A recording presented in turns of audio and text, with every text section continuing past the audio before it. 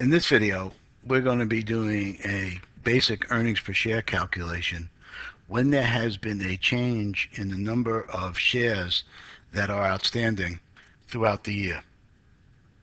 In the basic earnings per share, we use a weighted average of the shares that are outstanding.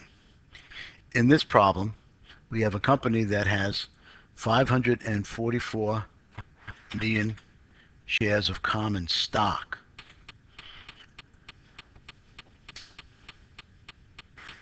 During the year, in the end of February, they had a new issuance. The new issue sold an additional 36 million shares. A couple of months later, the company repurchased some shares on the open market in a treasury stock transaction.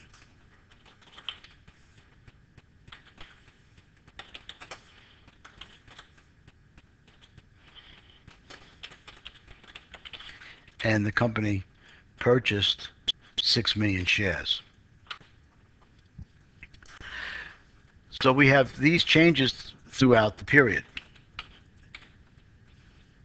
For the weighted average, we're going to take the number of shares for each of these blocks, multiply it by a weight that it has been outstanding throughout the year, to come up with the total that we will then combine to come up with the weighted average. And again, for this purchase of the treasury stock, that really should be a negative 6 million because we're buying those shares back.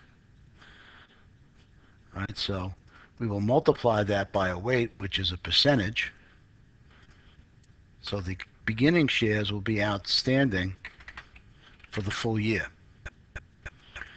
The new shares were issued at the end of February, so they have been outstanding for 10 months, March through the end of the year. So we'll make a formula, 10 months that they've been outstanding divided by the number of months in the year, of course, which is 12.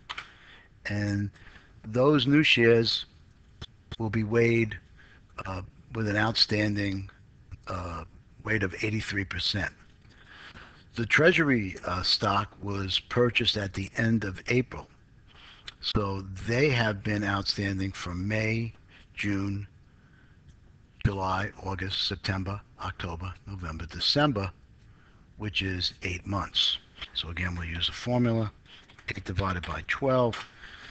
They've been outstanding for 67% of the year.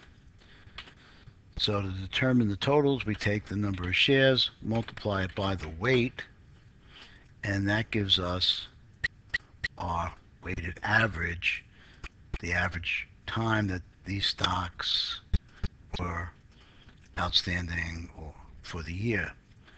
We then take a sum of our totals, and this yields the weighted average of outstanding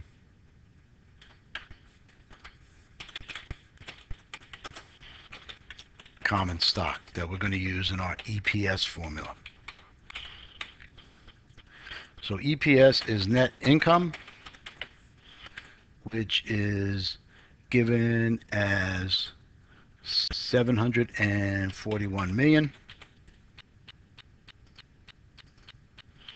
And we'll use the weighted average of our common stock, which we determined to be 570, and that gives us our basic EPS of net income divided by weighted average of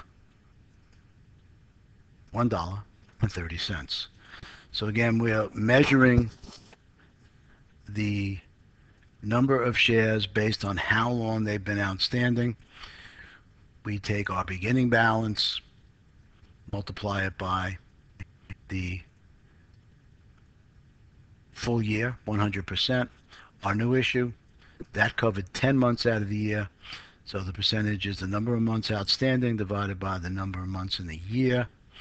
So even though we issued 36 million shares for our weighted average purpose, the effect of that new issue will be to increase shares by 30 million. Our treasury stock decreased the number of common shares by 6 million. This sale occurred at the end of April, so it affected 8 months out of the year. So we take 67% of the 6. So even though we purchased 6 million, the net effect on our weighted average is to reduce down common stock by 4 million. We then take our net income divided by our weighted average, and that gives us our basic earnings per share.